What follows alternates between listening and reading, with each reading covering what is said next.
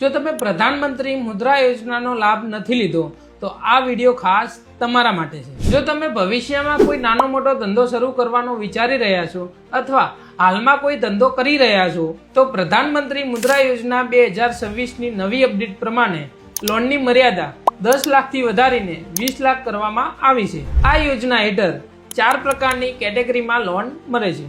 શિશુ કેટેગરીમાં જો તમે નવું સ્ટાર્ટઅપ કરવા માંગો છો તો તમને 50,000 સુધીની લોન મળે છે। કિશોર કેટેગરી જો તમારે બિઝનેસ એક્સપાન્ડ કરવો છે તો તમને 50,000 થી 5 લાખ સુધીની લોન મળે છે। તરુણ કેટેગરી આ કેટેગરીમાં તમને 5 લાખથી 10 લાખ સુધીની લોન આપવામાં આવે છે।